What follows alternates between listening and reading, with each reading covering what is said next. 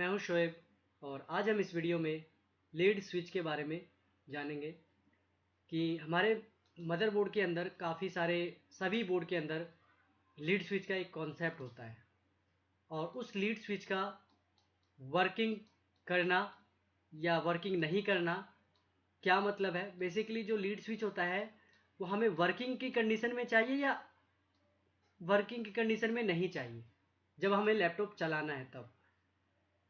तो सबसे पहले तो ये होता है कि हमें लीड स्विच चाहिए। बेसिकली हमें लीड स्विच नहीं चाहिए होता है, मतलब लीड स्विच को हमें डीएक्टिवेट रखना होता है अगर आप लैपटॉप चला रहे हो तो। अगर आपका लीड स्विच एक्टिवेट हो गया तो आपका लैपटॉप ऑन नहीं हो सकता या आपके स्क्रीन से डेटा गायब हो सकता है, आपकी स्क्रीन बिल्कुल ब्लैंक हो सकती है, मतलब लाइट जा सकती है अगर लीड स्विच एक्टिवेट हो गया तो। क्योंकि लीड स्विच का मतलब क्या है, लीड स्विच होता क्या है? लीड स्विच का मतलब है, जैसे कि आपने देखा होगा ये आपका लैपटॉप है और ये आपका बटन है कीबोर्ड वूबोर्ड का, ये आपका स्क्रीन है। तो जब आप अपने स्क्रीन को कीबोर्ड लैपटॉप को डाउन करते हो, मतलब बंद कर देते हो बिल्कुल इस तरीके से, तो आपका लीड स्विच एक्टिवेट होता है। उस टाइम लीड स्विच एक्टिवेट होता है। लेकिन जब आप लैपटॉप चला रहे होते हो तो आपका लीड स्विच डीएक्टिवेट होता है। मतलब तो ये कंफर्म हो गया हमें कि हाँ, मेरा लैपटॉप जब चलेगा तो लीड स्विच को काम नहीं करने देना है, क्योंकि लीड स्विच काम करता है वो जब बंद रहता है। लीड स्विच का मतलब होता है स्लीप मोड। पहले तो ये भी समझ लो आप कि लीड स्विच का मतलब है स्लीप मोड, और स्लीप मोड में कभी आप लैपटॉप चला ही नहीं सकते। आपकी लीड स्लीप मोड का मतलब है आपके स्क्रीन से पूरी लाइट वाइट सब बंद हो जाना, कुछ वोल्टेजेस बंद हो जाती है। जैसे स्टेट के बारे में अगर आपको पता है तो स्लीप मोड के अंदर S0 की वोल्टेज बनना बंद हो जाती है। लीड स्विच जो होता है, जैसे कि आपका स्क्रीन है, स्क्रीन के बिल्कुल कोने में, मतलब किसी भी कोने में, कॉर्नर साइड में आपका क्या होता है, मैग्नेट लगा होता है। मैग्नेट, चंबुक जिसे कहते हो आप, चुंबक आपके स्क्रीन के कोने में रखा होता है। अगर आपने स्क्रीन का बेजल हटाया होगा तो आप देखोगे वहां चिम्बिक होता है।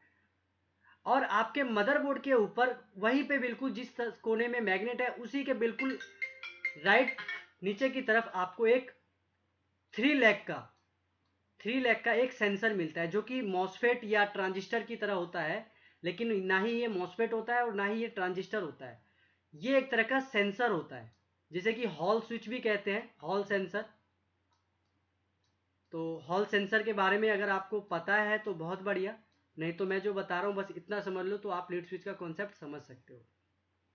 आप जैसे स्क्रीन को डाउन करते हो ये मैग्नेट इस सेंसर की संपर्क में आता है, जैसे कांटेक्ट में आता है, आपकी जो लैपटॉप है वो स्लीप मोड में चला जाता है, मतलब आपका लीड स्विच एक्टिवेट हो जाता है।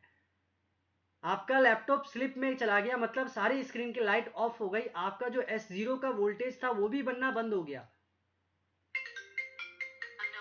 ठीक है, तो जैसे ही आप स्क्रीन को उठाते हो, अपने इस लैपटॉप को ढक्कन ऊपर करते हो, आपका मैग्नेट आपके सेंसर के संपर्क से दूर हो जाता है। दूर होने के कारण जो है वो लीड स्विच डीएक्टिवेट हो जाता है, डीएक्टिवेट हो जाता है और आपका जो डिस्प्ले है आ जाता है।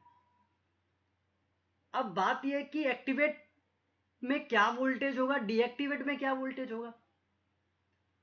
एक्टिवेट हो गया मतलब लीड स्विच के ऊपर 0 वोल्ट है, और डीएक्टिवेट हो गया मतलब लीड स्विच के ऊपर 3 वोल्ट है।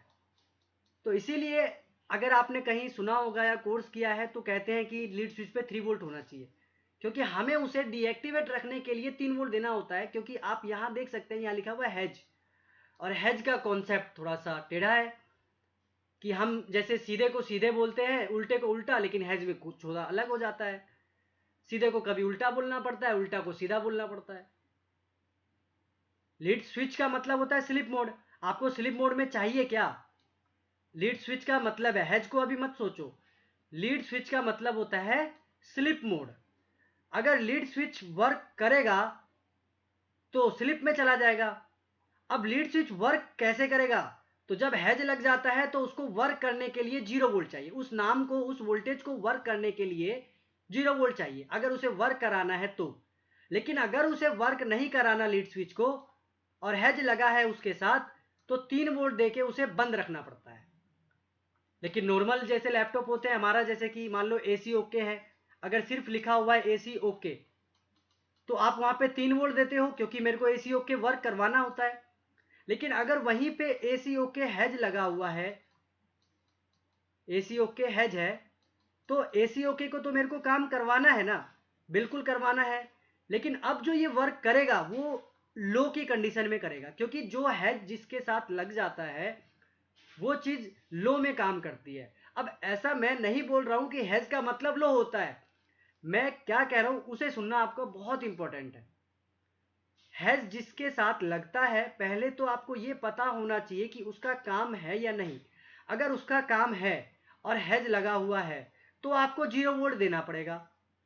अगर उसका काम नहीं है और हैज लगा है तो उसे 3 वोल्ट देके उसे बंद रखना पड़ेगा। बस यही है इसका कॉन्सेप्ट, इससे ज़्यादा कुछ नहीं।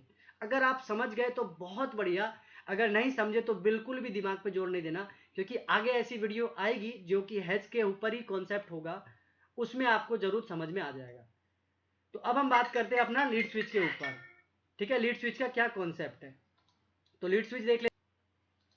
तो एक बार लीड स्विच को हम स्कीमेटिक के ऊपर देख लेते हैं कि इसका वर्क कैसे होता है। जैसे कि मैंने ओवरव्यू तो आपको दे दिया, एक डायग्राम के ऊपर मैं आपको दिखला देता हूँ। तो मेरे पास एक डायग्राम है, कोई लेटेस्ट बोर्ड का ही डायग्राम ले लेता हूँ मैं, इसे 3542 का ही मैं एक डायग्राम ले लेता हूँ और इसमें भी आपको एक बार समझा देता हूँ ये कैसे वर्क करता है।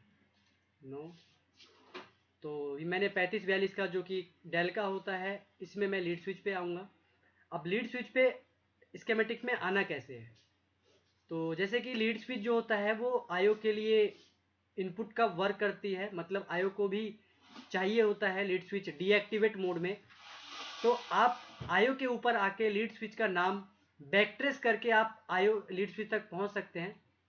तो बेहतर यही है कि हम आईओ पे ही आ जाए, जिससे कि ढूंढने में हमें आसानी होती है। तो आप देख सकते हैं आईओ जो है पेज नंबर 24 पे है।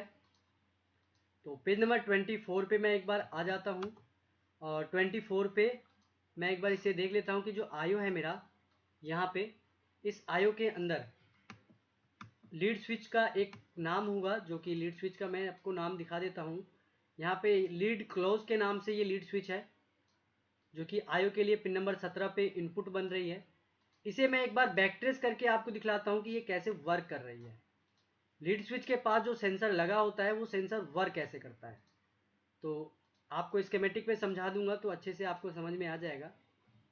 तो यहाँ पे नहीं लगा हुआ ये कंपोनेंट, तो आगे चलते हैं। यहाँ भी ऐसा कुछ नहीं मिला। यहाँ पे लीड क्लोज लिखा हुआ है, मैं इसे थोड़ा छोटा कर देता हूँ। तो यहाँ पे आप देख सकते हैं कि एक लीड स्विच 1 के नाम से 3 लैख का आईसी है। देखो यहाँ पे ऐसा कुछ नहीं लिखा, ये बेसिकली कनेक्टर नहीं है, ये 3 लैख का इस तरीके से है 3 लैख में। और मैं 3542 में आपको बता दूं कि ये आपको लैन कनेक्टर जो होता है 3542 का अगर बोर्ड है आपके पास, तो लैन कनेक्टर के बिल्कुल, लैन कनेक्टर और यूएसबी कनेक्टर के बिल्कुल बीचों बीच में ये 3 लैख का एक सेंसर है। ठीक है, तो आप वहां भी देख सकते हैं ये बेसिकली एक सेंसर ही है 3 लैख का। अब यहाँ पे देख सकते हैं पिन लीड स्विच जो आईओ पे जा रहा है, ये आपका आईओ पे जो जा रहा है, यहाँ भी डीवाई है, नीचे भी डीवाई है। लेकिन मैंने बोला कि इस पे 3 वोल्ट होना चाहिए डीएक्टिवेट मोड में, जब आपका लैपटॉप चल रहा है तब। तो देखो लीड स्विच जो है पिन नंबर 3 पे कनेक्टेड है। अगर 1 2 3 लेते हैं हम, या इधर से सॉरी ऐसे नहीं गिनती चलती है, मे बी इसके अंदर सेंसर के अंदर गिनती चलती है आपकी 1 2 3, शायद ऐसे है। तो 3 नंबर पे 3 वोल्ट आता कहाँ से है, यहाँ पे देखो 3 वोल्ट, ये जो रास्ता है 3 वोल्ट का यहाँ तो है ही नहीं, क्योंकि आप यहाँ देखेंगे तो आपको यहाँ पुल अप नजर आ रहा है, लेकिन ये डीवाई लगा हुआ है, मतलब यहाँ पे तो कंपोनेंट लगा नहीं, तो 3 नंबर पे वोल्टेज कैसे आएगा। तो मैंने बोला कि अभी जैसे कि ये लैपटॉप था आपका, और लैपटॉप पे जैसे ही आप लैपटॉप को डाउन करते हो, आपका जो मैग्नेट आपके सेंसर के लिंक में आता है, आपका जो मैग्नेट आपके सेंसर के लिंक में आता है,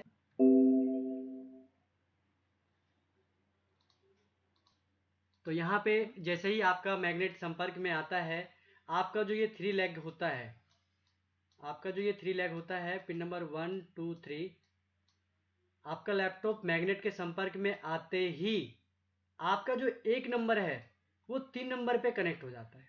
संपर्क में आने का मतलब आपका लीड स्विच एक्टिवेट हो गया, आपका लैपटॉप स्लीप मोड में चला गया, तो 1 नंबर 3 नंबर से जुड़ जाता है, मतलब 1 नंबर जो है 3 नंबर से जुड़ गया। तो क्या गया 3 नंबर पे? ग्राउंड चला गया, लीड स्विच आपका एक्टिवेट हो गया, क्योंकि 0 वोल्ट रहेगा तो लीड स्विच एक्टिवेट हो जाएगा। लेकिन जैसे ही आपका मैग्नेट स्क्रीन से संपर्क से हट जाता है, आपकी जो कनेक्टिविटी हो जाती है 2 नंबर और 3 नंबर की कनेक्टिविटी हो जाती है। और 2 नंबर और 3 नंबर की कनेक्टिविटी होने से क्या हुआ, आप देख सकते हैं 2 नंबर पे आपका है वोल्टेज, देखें आप 2 नंबर पे क्या है 3.3 S5। इस वजह से आपको लीड स्विच आउट पे लीड स्विच के ऊपर 3 वोल्ट मिलता है।